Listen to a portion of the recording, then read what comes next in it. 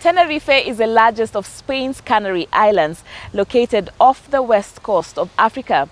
It is a popular whale-watching destination, but more controversially, visitors can also see orcas at a water park there.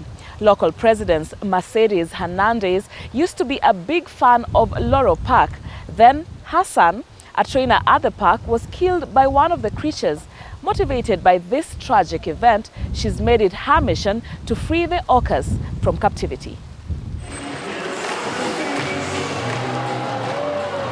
This is Kato. The orca is the star of the show at this marine park on Tenerife in the Canary Islands. The killer whale appears to follow his trainer's every command. Together with 5 other orcas, the 2-ton mammal thrills visitors to the Loro Parque every day.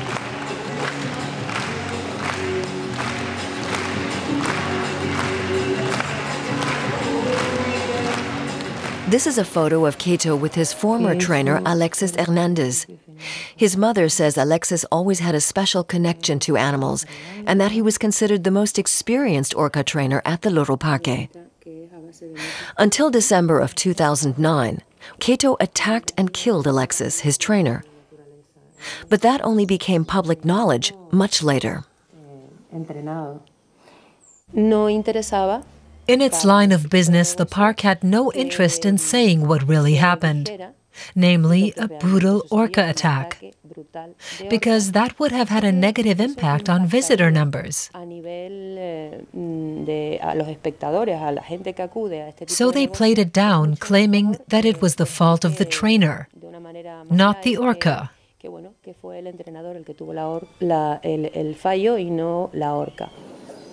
Yet the autopsy report clearly states that Alexis Hernandez's body displayed shark bites and internal injuries.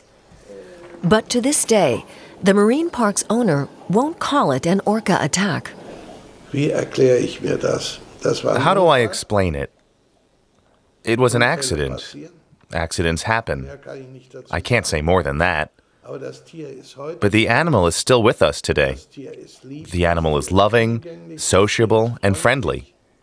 How should I know how it happened?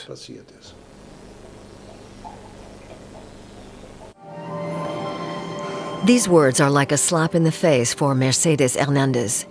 The police investigation into those responsible went nowhere. Now she's fighting to free the very animals which killed her son. Around the Canaries, in the sea right around us, there are around 30 different varieties of whales. So especially here in this environment, it's a huge contradiction to hold them captive. That only leads to suffering, and I think it's immoral to keep animals caged up.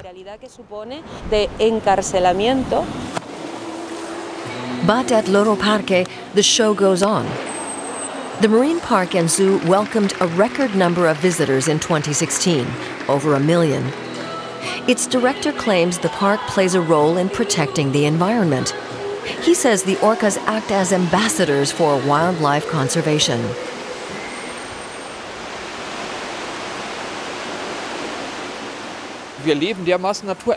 We're so alienated from nature.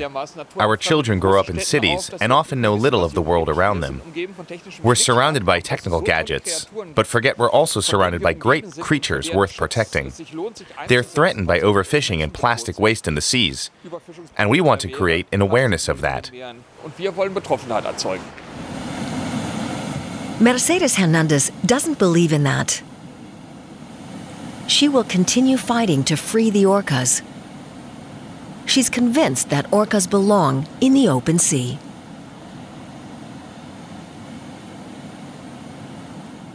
Would you believe that water hyacinths can be turned into art? In Cameroon and several other African countries, this invasive species is a real problem. The plants choke up waterways, and when they are removed, people don't know what to do with all this vegetation. Indeed, this artist is not just creative, but he's also environmentally aware. Meet this week's eco-hero.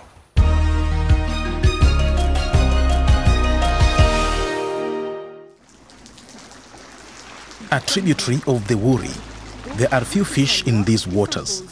The water hyacinths are a serious problem, and tackling them is dangerous work. It's not easy work. We often have trouble with reptiles. We get snakes. This doesn't look right. We'll get rid of it. We've got this tool to help with the harvest. David Epe calls the tool the hand of Goliath. He made it himself. We use it to harvest the water hyacinths. It's back-breaking work. Then the boat gets stuck. It takes David and Robert 10 minutes to get going again.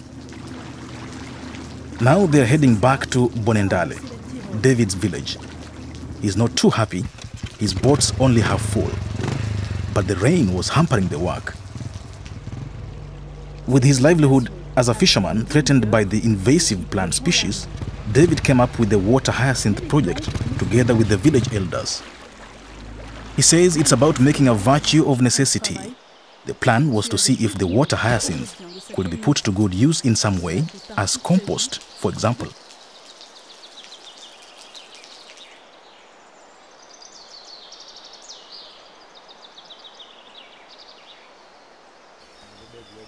Jean-Marie Onuk, meanwhile, came up with another idea. With the help of the village, he turns the plants into art. I don't buy them. The community gives me plants to use in my work. First, the water hyacinths need to be dried. This is done by local women. It's paid work, so marks a step towards financial independence. Many of these women have never earned their own money before. It takes 2 days for the sun to dry out the stems.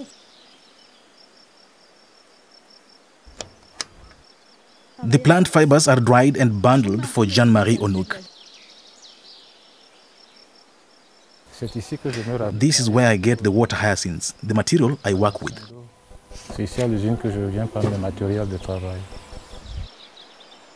Jean-Marie Onuk began work on a new mural a few days ago. Fisherman David Epe is keen to see what the artist has done with the plants he collects from the river every day. 40% of Bonendale's riverbanks has been colonized by water hyacinths, and they are still spreading. They might be an invasive species, but to Jean-Marie Onuk, they have many benefits.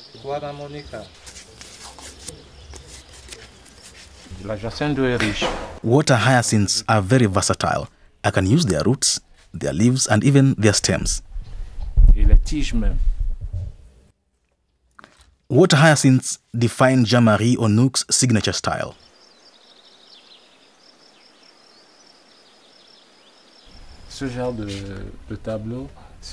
It takes me about a week to complete a mural like this. It's very delicate work. It takes time, and I have to work very meticulously. I don't just use a brush and paint.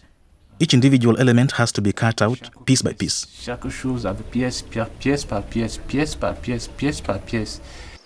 Cameroon spends around 10,000 euros a year tackling the water hyacinth problem in this region. That's all for today. Thanks for watching. My name is Neota, and it was great to have you with us. Don't forget to tune in next week. Bye-bye from the Conservation in Lagos, Nigeria. Same from me here in Nairobi, Kenya. We hope to see you next time on our next edition of Echo at Africa, where we bring you great ideas and innovations from Europe and Africa. And of course, we love to hear from you on our social media pages. My name is Sharon Momanyi from Nairobi, Kenya. Until next time, it's goodbye.